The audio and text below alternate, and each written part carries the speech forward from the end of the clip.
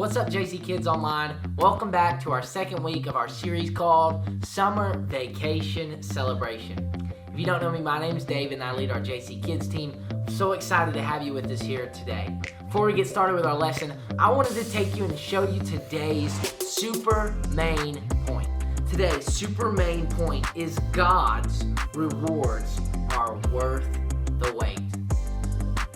We're going to say that together. Are you ready? All right. God's rewards are worth the wait. Well, we're going to find out more about that. But first, let's also go check out this week's verse. Our verse comes from the book of 2 Chronicles, chapter 16, verse 9. It says, God is always on the alert, constantly on the lookout for people who are totally committed to Him. Well, we're going to learn about someone who was so committed to God that obeyed God and how we in our lives can obey God each and every day. I'm so excited about it. Let's get started.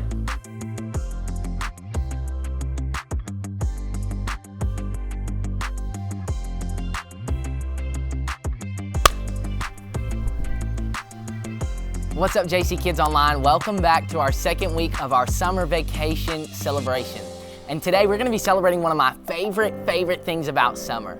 I remember when I was a kid growing up, when it would get hot outside, about the time school would let out, we would always fill up our pool. And it was so much fun. We looked forward to it the whole year long. Now, it wasn't a very big pool, but it was one of our favorite things to do in the summer. But one of the things I remember about our pool was we didn't just get to swim in it whenever we wanted. We always had chores that had to be done first, things that we had to accomplish during our day, and then we would get the reward of swimming in our pool. And you know, we all love rewards. Everyone loves rewards. We like to be rewarded with ice cream. We like to be rewarded playing video games, going on fun activities. All of those things are awesome rewards. The truth about rewards is we don't just get them. We have to do something first. That no one just walks up to us and lets us do whatever we want or gives us this awesome thing, but sometimes we have to work for our rewards. We have to do something to get a reward. Now, just like in our lives, sometimes we're given rewards for different things we do. God is a God that wants to reward us. He wants to give us things in our life, but He's looking for boys and girls who are obedient. I want to read a verse for you from 2 Chronicles. It says in 2 Chronicles 16:9, God is always on the alert, constantly on the lookout for people who are totally committed to Him. Now, we all love rewards, but in order for someone to get a reward, first there has to be a promise. Someone has to say to us, I promise if you do this, you'll get this. Like my mom would tell us, I promise if you'll clean your room or vacuum or dust the house, then you'll get to go swim in the pool. And just like that, God has made promises to us. Promises that if we obey Him, if we serve Him, that if we do what He has asked us to do, He will reward us. He will be a God that blesses us. The story that reminds me of this is the story of Noah in the Bible. Now, Noah was a man who loved God very much. And at the time that Noah was alive, the world was a very wicked place. There weren't very many good people living there. Many people didn't love God, they didn't honor God, but Noah, God saw Noah and God chose Noah.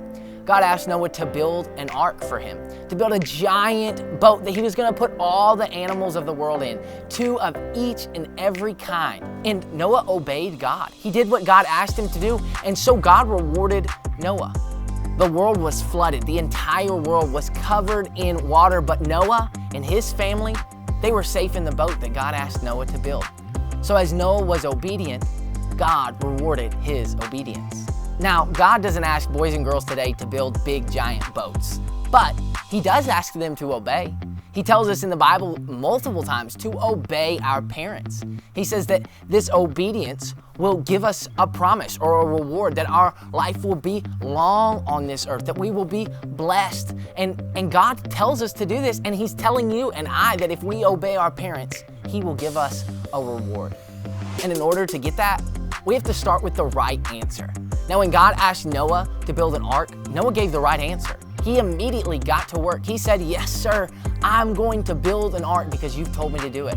And just like that, the right answer for us is yes sir, yes ma'am, I will do whatever my parents ask me to do. I'll be obedient and to trust them and to love them and to obey them just like God has told me to do that. That's the right answer for us to quickly respond yes to what our parents ask us to do, to obey them. The second was the right action. Noah took the right action. He not only said yes to God and obeyed to build the ark, but he started doing it. He started getting wood together and he started getting tar to stick the wood together, and he started building this giant boat. Actually, Noah built it for 100 years before he even saw the flood come. And just like that, we've got to have the right action. We say to our mom or our dad, yes sir, yes ma'am, but then it's doing what they asked us to do. If it's, hey, will you turn the TV off and go clean your room? It's not just saying, yes, I will, or okay, I'll get to it. It's yes, sir, yes, ma'am, and then going to do it right then.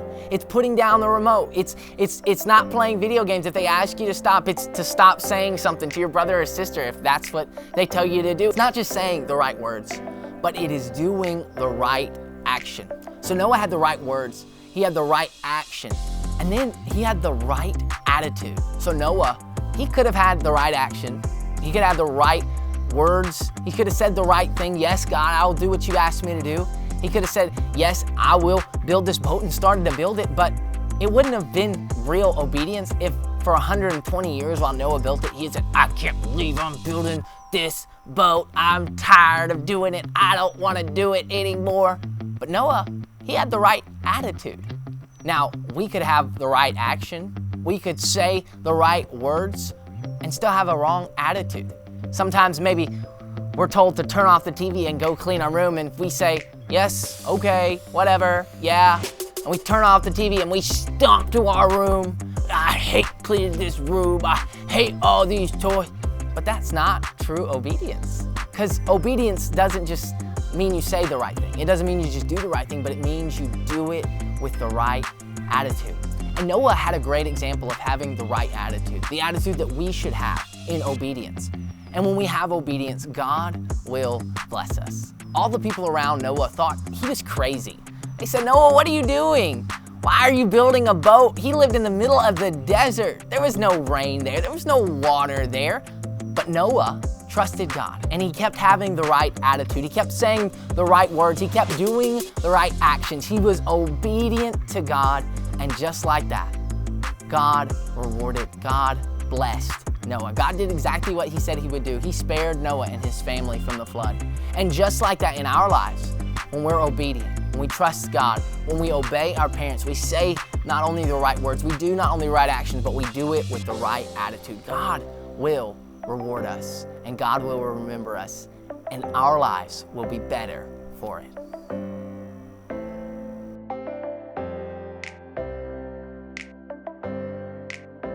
Hey, thanks for watching JC Kids Online.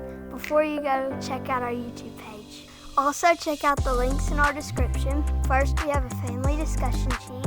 Then we have an awesome worship song that for you and your family to sing together. Whether you join online or in person, we love you and we can't wait to see you.